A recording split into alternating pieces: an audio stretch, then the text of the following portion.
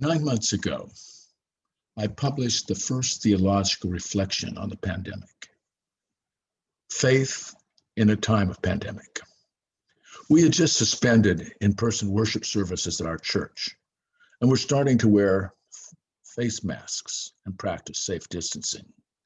We didn't know what the future would bring. We couldn't imagine what we've lived through the last 9 months in terms of death, economic destruction, and political chaos and incompetence.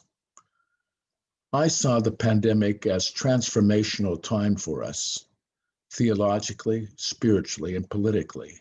And at the time, I made the following assertions. God did not cause the pandemic. God is not punishing us with a pandemic. The pandemic is accidental, but it calls forth human agency to align with God's vision for this time and place. Our choices as persons and as a political system can add to or detract from God's vision and hope for our planet. Since that time, the role of human agency related to the pandemic has become evident on a daily basis. We are the hands and feet of God, the pandemic has told us, and we can destroy or create, kill or cure, harm or heal. The pandemic has alerted us to the fact that our behaviors are a matter of life and death for us and for others.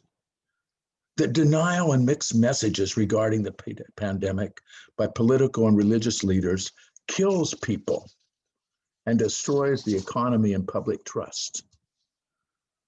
Nation first and rugged individualism are not only deadly, but deny God's vision of reality, the vision of shalom. The pandemic is exacerbated by economic and racial injustice. Faith must embrace fact, including evolving scientific fact.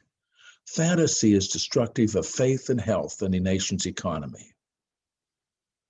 Following God means not only praying and meditating and supporting your church. Following God also means affirming scientific research and following the wisdom of scientists. I believe there's much more truth in science labs than most mega church or televangelist meetings during the pandemic. This is not lost time, but the time of our lives in which we can align ourselves with the moral and spiritual arc of the universe. The pandemic calls forth transformative and creative behaviors in our personal, congregational, institutional, and national life. Spiritual practices must be both heavenly minded and earthly good. They must connect us with God and our neighbor and challenge us to protest and pray for political and social change in light of God's vision of shalom, God's vision of peace and justice for all the earth. We still need faith in a time of pandemic.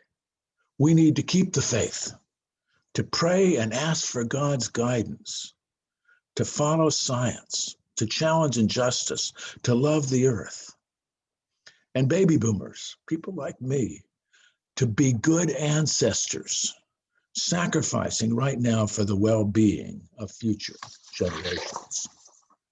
This is what it means to have faith in a time of pandemic, not some pie-in-the-sky faith, not some faith based on fantasies about political leaders, but faith in God's arc of history that inspires us right now to be the hands and the feet, the mask wearers, the safe distancers, the vaccinators, the scientists, the healers that our planet and our nation and our communities need.